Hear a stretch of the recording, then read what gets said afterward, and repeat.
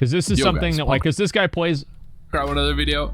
On this one, we're going to be talking about 7 things that private servers had wrong, or things that will change with the release of Classic WoW.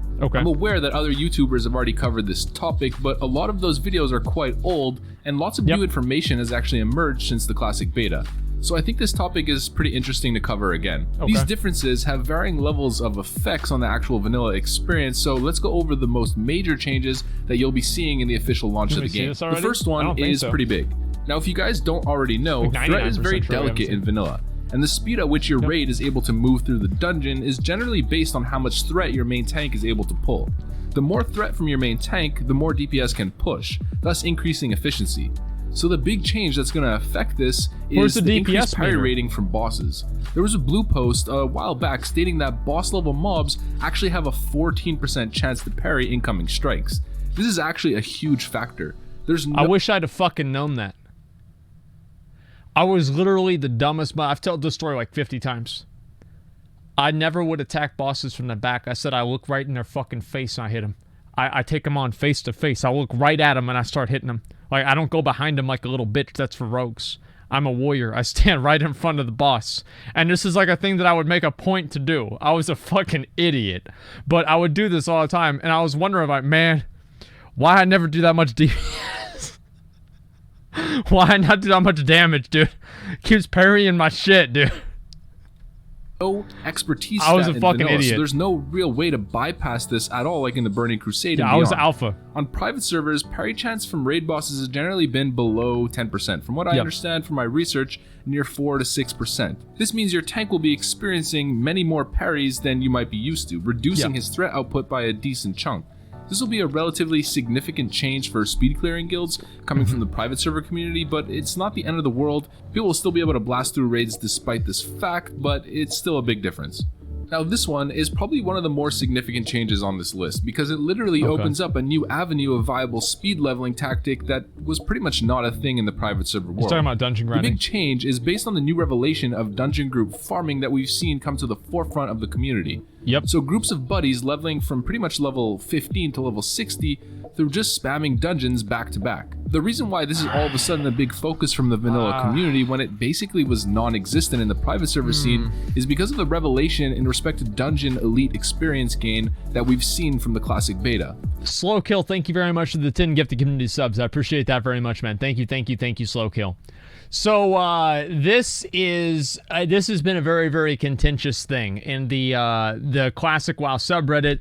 They're like, oh, I have conclusive proof that the random mobs in Shadowfang Keep are doing slightly less damage than they are supposed to, because if you look on private servers, they're hitting for 160, and you look on here, they're only hitting for 140.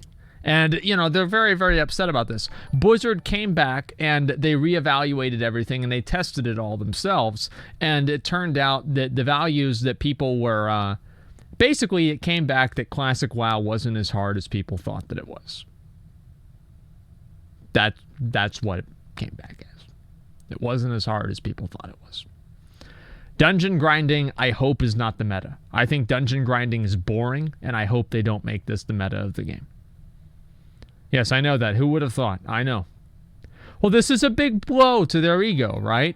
Because these are people that have spent the last 10 years defining their ego around being able to beat raid bosses that had 2 mechanics. So, obviously, whenever they see that, you know, whenever this is exposed to the public, that everybody can do the same thing that they can, this is going to hurt their ego. So a normal elite mob will generally give about 2 times normal experience. So if you have a level 25 normal mob, it gives you, let's say, 50 experience, just for sake of conversation. A 25 elite will give you 100, so 2 times. Double. What we've learned is that dungeon elites actually give you 2.5 the base experience. So that level 25 elite, if it was a dungeon mob, will now give you 125 experience. I found some old wiki information actually stating this, so it really surprises me that certain private servers have seemingly got this one wrong, or maybe some servers actually had it scaled properly and the player base just never really took advantage of this like we've seen recently on Twitch. But regardless of that, we've seen some really fast leveling pushes in the classic WoW beta. I think some people were getting to level 40 in a group in just above 2 days /play, which is a really solid leveling time. Of course, I mean, it's probably going to slow down from level 40 to level 60, but I think it can easily be done in a 5-day span playing at that pace, which is a really good leveling time.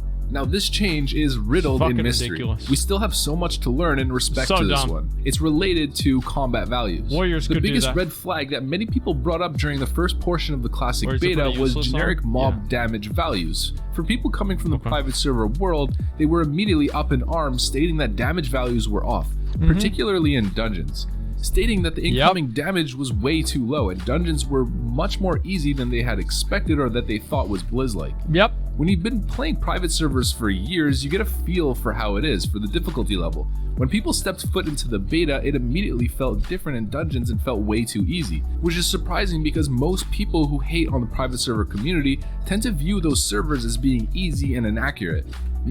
They are easy and they are inaccurate, but that's because Classic was easy. They're both easy. Like, I mean, come on. I'm not sure what they're expecting to see happen, but yeah, I mean, they're already pretty easy. Stop saying that. The game was a joke, okay? It's a joke then. It was a joke now. It's even more of a joke now because people are better at it. Okay, guys? That's really all there is to it. Stating that private server players will get challenged by the actual vanilla experience. But what we saw here was actually quite the opposite. It seemed that many private servers had actually overtuned things. I mean, I can vouch for that personally, and I feel like I remember the Nostalrius team stating that they specifically did overtune certain aspects of the game to increase the difficulty level to something that they felt was more reasonable, since they felt certain things were too easy. Although there's another end to this topic where it's actually possible that mob values in raids are actually different from what we know in the private server world. Specifically for bosses, we don't actually know the resistance numbers, armor numbers, and in general the stat line and scaling for each boss in a raid. This is a huge factor. Every boss in vanilla has their own unique values. Shazra, for example, the boss in Molten Core, has very high arcane resistance. Other bosses have fire resistance, shadow resistance, frost, nature, you name it. Different armor values as well, and all of this information has... They used to do this shit where, like, they make it to where, like, fire bosses... Wasn't it like certain fire bosses were immune to fire damage? I'm trying to remember how all this stuff used to work. Was that the case? Yeah, so, like... And this kind of made sense to me. Is, like, imagine you have, like, a pool. And you throw an ice cube in a pool. Pretend the ice cube's a frostbolt. I don't know, it seems like that's not really going to do much to the pool. Like, the ice cube is going to melt, it's just going to be part of the pool, it's not going to matter. You know, I kind of like that whenever you had to, like, pick certain specs to fight against bosses that were immune to certain kinds of damage. But I know why they got rid of it, too. Always been on Blizzard's end, so private server devs have operated What's Fire gonna blind. Oh, respect the frost. I think through the process of reverse engineering, based on all the information and the boss kill videos that we have access to, and just theory crafting data in general from back in 2006 vanilla, it's relatively accurate, but who knows, there still might be some major differences that we're completely unaware of. Next one is widely known, but it's gotta be on the list, boys. It's melee leeway. So leeway, I've explained so many times on this channel before, is the extra buffer range that melee classes get when chasing a moving target, increasing the range of hitbox interaction significantly, especially on torrents. Initially, the community was in a total uproar about this. The outcry was palpable from the private server PvP community. But it seems that melee... There were dozens of people that were upset about it. Literally, probably at least multiple dozens of people that were upset about this issue. Most other people don't really give a shit. I don't really think it's going to be a big thing. Like, here's the way that I look at leeway. Is leeway going to help me kill a frost mage? No. No, it's not. Leeway is in fact Blizz-like. I made a video about it about a month ago, and it seems from some of the footage that I found from original PvP videos that it was actually part of the game. This is something that's going to affect PvP in a major way. Melee classes just got a massive buff from what we know in the private server stay in the PvP game. world. So Absolutely. warriors are now extendo arm warriors, Hulk smacking you with their long schlong all the way from Hong Kong. Because Uncle Ruckus will get you with that melee leeway. But I think the people who are getting the short end of the stick, like we're seeing it in the classic WoW beta, is the mage. So mages specifically when they're trying to solo farm AoE grind in their leveling process. Now on private servers, mages are by far the best solo levelers available. They can pretty much get from 1 to level 60 in 2 days and some change / played. But I'm pretty sure on the classic WoW beta that hunters are going to regain the throne of the best solo levelers in the game. But yeah, melee leeway actually last week was confirmed by Blizzard to be working as expected. It's the new norm. The cows are happy. Get used to it. Now this, like melee leeway, again is a massive change and throws off the world PvP 1v1 power hierarchy that we know from private servers quite a bit. This one affects me as well in phase 1 to 2 and my plans for the first 2 phases. I'm not thrilled about it, but I'm also not a defeatist about it. So the biggest change that we're seeing is actually being applied to hunters specifically and how traps interact. Thank God. The first one is that scattershot and freezing trap actually share DR. So no more endless full scatter into a full trap over and over again, cycled back to back infinite kiting potential on a hunter. Hunters now are going to have to time and coordinate their traps a little bit better if they want to get a full one without using scatter to ensure the trap's success. There's also a bit of a delay on the actual trap being triggered once it's been activated or once it's been walked over. That means warriors can now charge through hunter traps without being affected by the actual trigger. I've also heard little anecdotes of rogues sprinting over them, but I'm not exactly sure if that's going to reliably happen. Is that true? I think that may have just been server lag that, had something to do with server lag from back in 2006. Beautiful. And there's also this little mechanic with hunter traps that reduces the activation range of the trap against stealth targets. So this could actually affect rogues when trying to reopen on a hunter from stealth. Of course, only if flare isn't activated. It's pretty situational, but it's still a factor, I guess. And once again, another major one. If you came from private servers, you know how most top guilds revolve their raid prep around the collection of world buffs. So you'll have 2 groups that'll run DM North tribute runs, get 40 people through those 2 DM IDs, get all the buffs on all 40 people, maybe like 45 minutes before the raid actually starts. Then you'll go to Orgrimmar and collect your rallying cry of the Dragon Slayer, so you'll pop an Onyxia head or Nefarian head, maybe pop a War Chief's Blessing. Seems a little bit crazy to me. Seems a little bit crazy to me that these buffs, it probably takes longer to organize the world buffs than it does to do the raid. You know what I mean? Like, that's kind of crazy. I mean, whoa, woo. That's the point? Yeah, I know. It's kind of funny. And also, like, the thing with the world buffs and everything is that, like, on a PvP server, bro, like, if I could get into a raid with the Onyxia head, like, I'd be happy. There's no way that even that shit's gonna happen. Like, there's gonna be so many people fucking ready to kill me. And just anybody, right? I mean, it's what's gonna happen all the time. Like, if I ever wanted to take it super seriously, I'd just do it on a PvE server and then, like, do the world buffs and everything. But I don't really care that much about it one way or another. Go to Thunderbluff and get the Dark Moon QB buffs can be dispelled. And then people are maybe starting to head out to Fellwood and collecting Songflower Serenade. And right before you guys head to raid, you might also go to Stranglethorn Vale and get Hakar's Heart buff or the Spirit of Zandalar. Then head and speed clear through pretty much as you can with those buffs. This is how my guild would do it. I mean, we would get a full row of world buffs across the entire raid, flasks, and... I think this is one thing that, like, the bosses in Vanilla WoW, they're easy, right? They're easy. But whenever you add in all of these different buffs, they're a joke. So whenever people are watching these speed clearing videos, you have to always think about it in the context of these are people that have every world buff imaginable. And we're just looking at some of the world buffs here. Like, these are things that make you just do 10% more damage. Do they give you 5% more critical strike chance? I mean, they're massively great. And if you put all those together, like, your damage is basically going to double. So I think that should definitely be taken into consideration.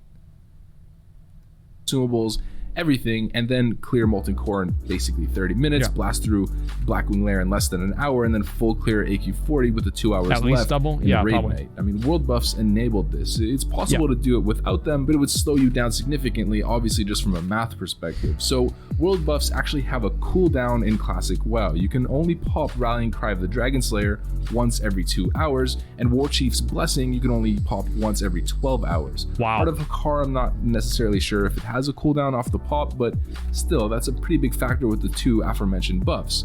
This means guilds will have to actually communicate if they plan on popping heads the same day so that everyone can get the buff before raid. It's a bit of an obstacle, but it doesn't necessarily neutralize world buffs entirely. It's just a little bit of a factor that's going to make it a bit more of a pain to attain. And of course, maybe random Onyxia pugs that may have popped a head earlier and kind of ruined your ability to get the buff.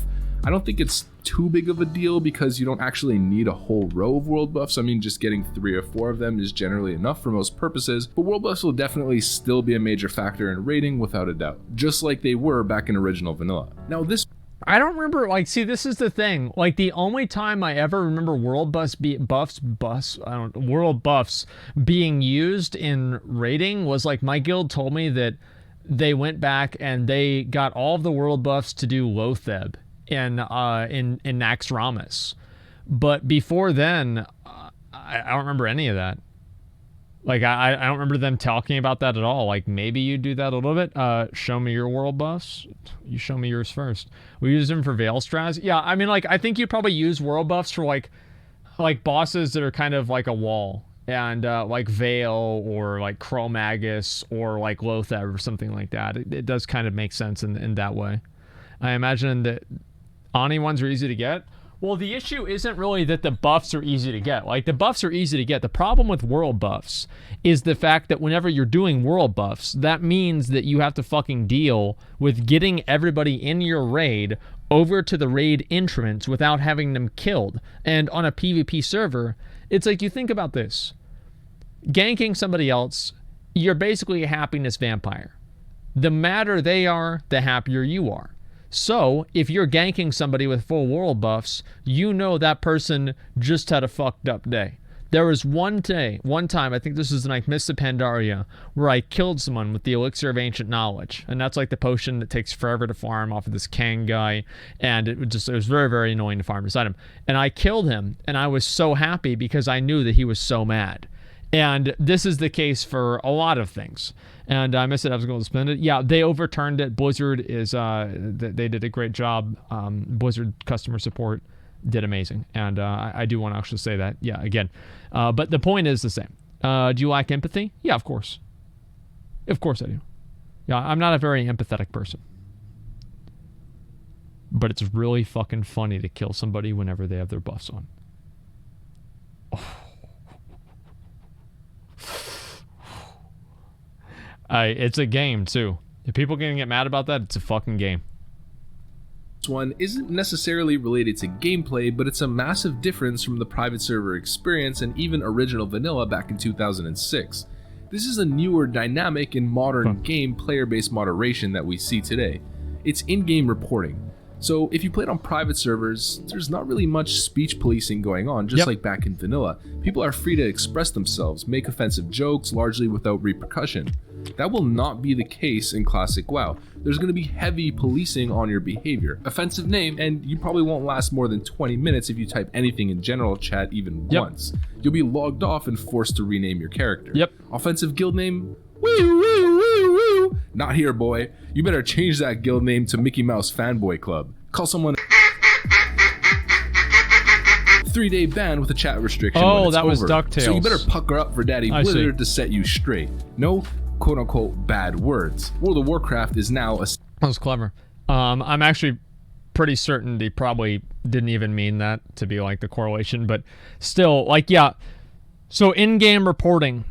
I don't like in-game reporting. I think that if you want to report somebody, this is even in like current WoW, like the problem with in-game reporting is the fact that there are automated systems. If there were no automated systems, then it wouldn't matter. But the fact that there are automated systems, then I really do feel like in-game reporting should not have a place in the game. The right-click report in general for Classic WoW, I think that if somebody annoys you enough that you want to report them, you should have to actually go through and fill out a ticket. Because it's like the chances are, like, let's say somebody pisses you off and you can just right-click report their name, you're going to probably do that. But if you have to go through and talk to customer support, go through a fucking clicking portal from all of these different things, fill out a form and all of this other bullshit, it's just not going to happen, right? So your reports go from, like, let's say 100 reports to like 7. Because those are the only 7 people that are actually butthurt or mad enough to actually go through the entire reporting process. Nobody else gives a shit. Safe space. Oh, and no supporting Honnold Glorf either. How dare you, sir? Alright guys, so there was a couple repeats from other videos, a couple repeats from some videos that I've made in the past, but this is a compiled video with all of the most major changes in my mind. These, to me, seem to be the changes that are going to actually affect the Classic experience to the greatest degree. And of course, I stayed away from layering and all that other stuff and focused more on mechanics. These are the ones that I'm aware of, but there's probably more. There's definitely more. I'm super curious about this topic. I'm honestly always thinking about it. So if you guys know of anything that I'm unaware of, please drop it in the comment section. There's going to be some changes to what we've sort of been accustomed to over the last couple of years of playing on unofficial servers. Good or bad, I'm just excited to finally step foot in vanilla once again in an official sense. Hopefully you guys are as excited as I am. It's gonna be awesome regardless. I'm gonna be streaming on Twitch once the game actually releases, so if you guys want to hang out and chat, shoot the shit a little bit, follow me on Twitch, boys. If you want to support my channel for more content like this, make sure to leave a like, comment, subscribe, hit the notification bell, of course, you know the drill. Join the Discord, of course. It's been booming lately. We've got some spicy banter going in there pretty much all day, every day. Hope to see you guys there. Thanks for watching. I hope you enjoyed it, and I'll catch you on the other side. Peace. I'm really curious to see what the comments are going to be in this video. Let's see what they have to say about it. I personally hate world buffs. I think it's just too much of a hassle to get them, and it results in a big stomp of all the raids. Yeah, I can see why people would think that. I actually prefer to remove the major world buffs on entering a raid. Easier progression than private servers. They should really make world buffs not work in raids. Well, hey, I would agree, except for I want Classic WoW. Let's see. Damn, I'm a fresh new sub here. Damn, you have one of the best Classic contents out there. This is mostly a comment about his video. Let's see here. Here's my quality content. Let's see. Banned from wrong guild name. Fat kids can't LOS. We had fat kid. There were so many fucking bad guild names that I used to have. Like, I think, like, we had... So the first guild name I ever made was called Fuck What You Think. It was Zach and I, like Michael Reevy and I. We came up with this guild name, and we thought we were really funny because, like, we were the same people that we would say, well, like, sitting, because like, we'd be sitting, like, one of us would be right here, the other one would be, like, right there, like, facing, like, that way, right? And we'd be like, hey, Zach, you want to do the Blackmore ass?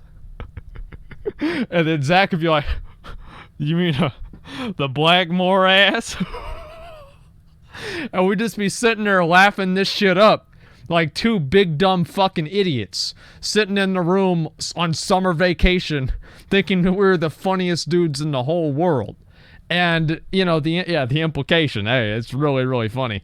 But this was kind of a while ago, and so, like, this was our first guild name that we made, and we got that one reported too. Come Honor Chest. I mean, there's a million of them, right? And I like my guild name I made was Helen Keller versus Traffic, and that one got suspended, and Blizzard never renamed my guild. They just call it El Banco's Guild. They won't do it. They stopped allowing me to rename my guilds. So they just put it El Banco's Guild. I wanted them to rename it Asmongold Fan Club, and I think just out of spite they wouldn't do it.